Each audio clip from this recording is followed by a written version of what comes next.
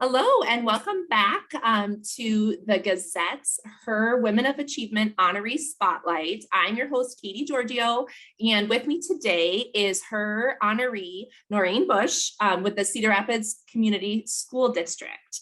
Thank you so much for being here, Noreen. Well, thank you for having me. Honored to be here.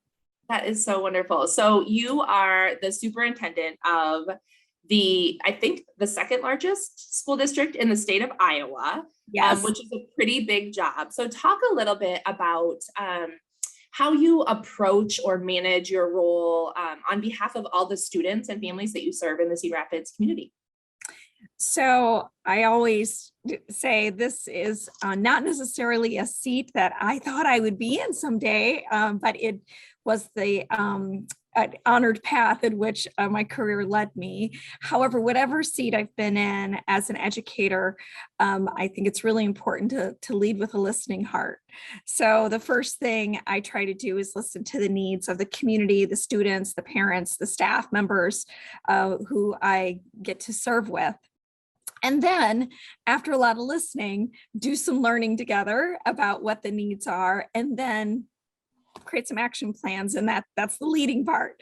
And so I've found that just finding out what people's needs are and then really trying to seek solutions together is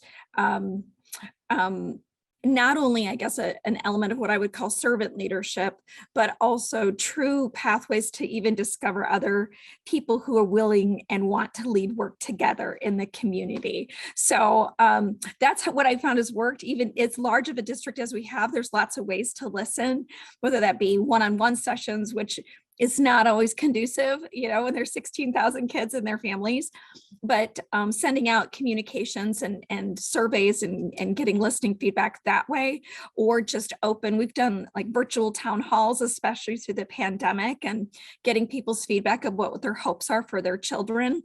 And then with kids, you're amazing. You ask, they will tell you what they need. And so I'm hopefully modeling that as a superintendent so that others can do that within our community as well.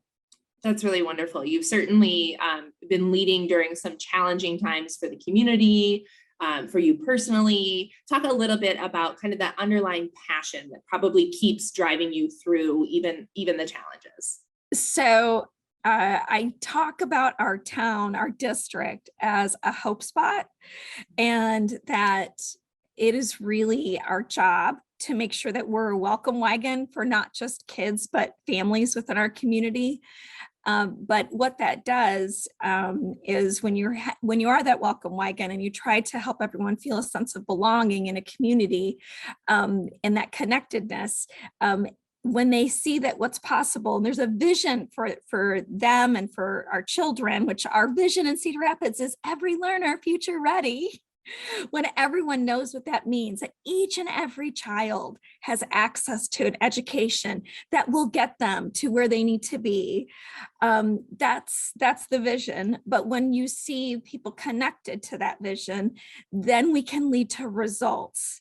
And when, even if it's just, I watched an elementary classroom where a student was working really hard on a skill that had been challenging for them to attain. And that day I got to witness the student was like so close to getting there and high-fiving their teacher and super excited.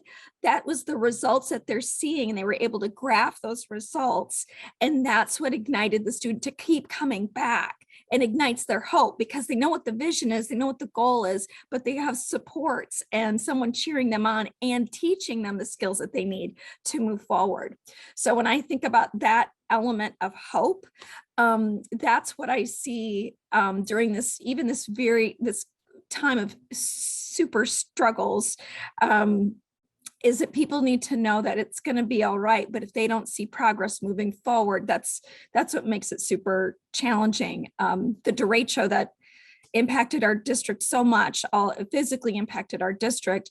That was August 10th, but by early January, we were able to open the doors of every single one of our schools. Kennedy High School is the last door to open there.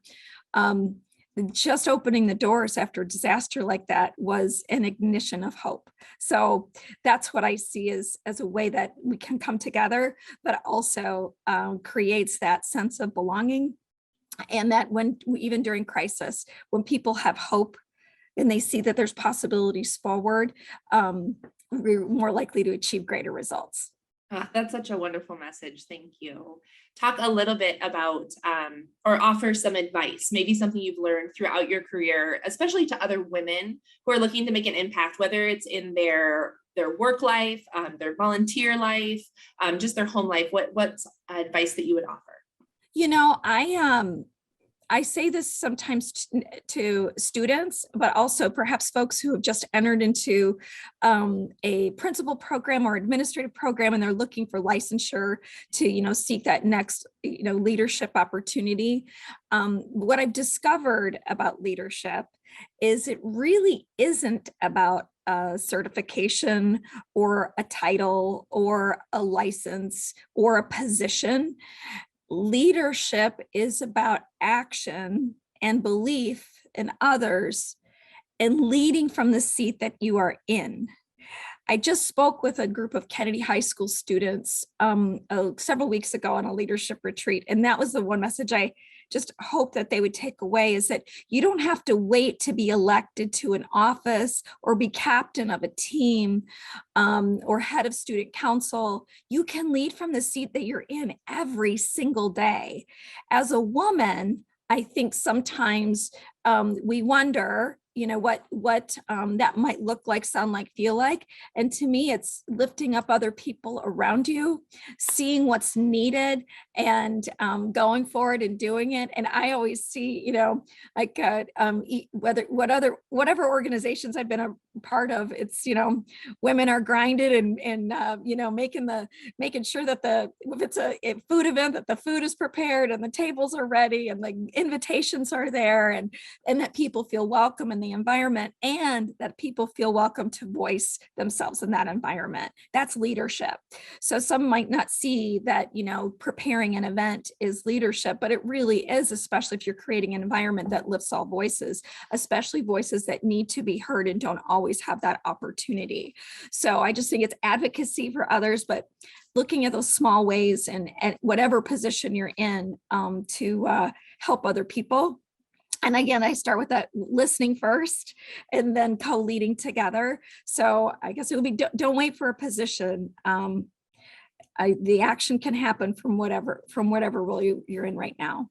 That is wonderful. Thank you so much for this. Thank you for joining us. Thank you to all of our viewers for helping us celebrate our 2022 HER Women of Achievement honorees. For all of our 2022 HER interviews, you can go to www.her.today. Thank you. Have a great rest of your day.